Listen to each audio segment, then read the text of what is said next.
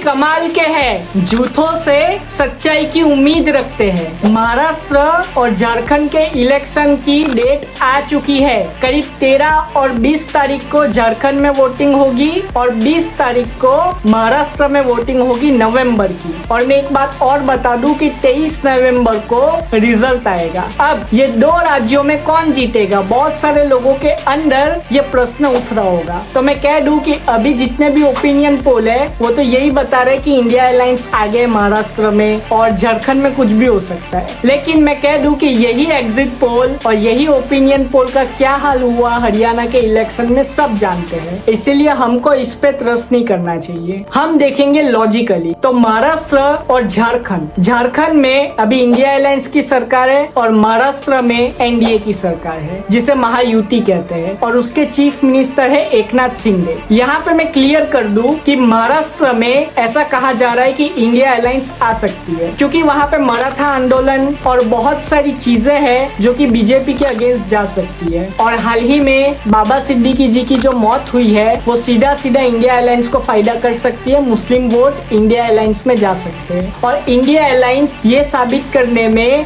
Successful हो सकती है कि महाराष्ट्र में लॉ एंड ऑर्डर की स्थिति बहुत ही खराब है। आगे अब जाए तो झारखंड में ऐसा कहा जा रहा है कि हेमंत सोरेन ने इतना कुछ अच्छा काम नहीं किया और आप देखोगे भी तो हाल ही के 1 साल में झारखंड की राजनीति में बहुत सारे उतार चढ़ाव है। जैसे कि चंपाई सोरेन को चीफ मिनिस्टर बनाया गया जब ईडी ने हेमंत सोरेन को गिरफ्तार कर लिया, लेकिन चंपाई सोरेन जैसे ही चीफ मिनिस्टर बने उसके बाद उनको वापस जब चीफ मिनिस्टर की गद्दी से उतारा गया और हेमंत सोरेन वापस चीफ मिनिस्टर बने तो वो नाराज हो गए और उन्होंने कहा कि ये मेरा अपमान है। और चंपाई सोरेन जिसे टाइगर कहा जाता है झारखंड का, वो चले गए बीजेपी में। इससे हेमंत सोरेन जी को बहुत ही बड़ा झटका लगा क्योंकि हेमंत सोरेन जी सबसे ज्यादा विश्वास करते थे चंपाई सोरेन जी पे और चंपाई सोरेन जी ने ही उनको धोखा दिया क्योंकि हेमंत सोरेन जी उनको चीफ मिनिस्टर बना के गए। चंपाई सोरेन जी ने वापस हेमंत सोरेन जी को चीफ मिनिस्टर तो बनाया लेकिन उन्होंने कहा कि उनका अपमान हुआ, इसीलिए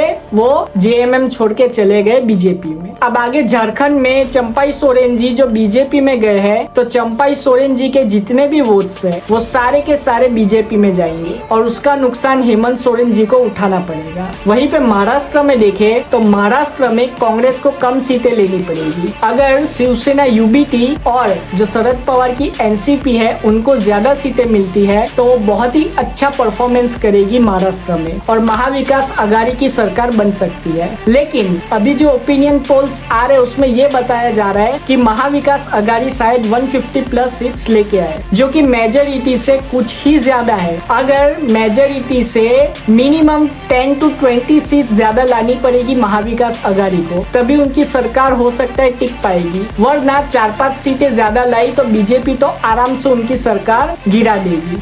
इसीलिए ये सोचना पड़ेगा। दूसरी बात, जो महायुति है उसमें अजित पवार का जो गुट है वो शायद ज्यादा सीटें मांग रहा है बीजेपी से और बीजेपी उनको ज्यादा सीटें देना नहीं चाहती और शायद अजित पवार वापस एनसीपी में आ जाए जो कि शरद पवार जी की है। लेकिन ये बहुत ही कम चांसेस है, हो सकता है कि अजित पवार अकेले चुनाव लड़े या तो बीजेपी से कॉम्प्रोमाइज करके कम सीटें ले ले। लेकिन यहाँ पे बीजेपी और अजित पवार की टकरार देखी जा रही है और झारखंड में मुझे पर्सनली लगता है कि हेमंत सोरेन की सरकार खतरे में है, वहाँ पे बीजेपी आ सकती है क्योंकि वहाँ पे हल्की बीजेपी की लहर चल रही है और वहाँ पे जो बीजेपी ने मुद्दा उठाया है कि झारखंड में जो घुसपैठिए है वो ज्यादा बढ़ चुके हैं, बांग्लादेश से घुसपैठी आ रहे हैं झारखंड में, ये जो मुद्दा है ये आग पकड़ रहा है और ये चीज बीजेपी को जरूर फायदा पहुंचाएगी। और सब जानते हैं कि झारखंड कोल माइंस के लिए फेमस है, लेकिन हेमंत सोरेन जी ने बहुत सारे जो कोल माइंस के प्रोजेक्ट है वो अडानी अंबानी जैसे प्राइवेट कंपनीज को नहीं लिए कि सरकारी कंपनीज ने वो प्रोजेक्ट तो लिए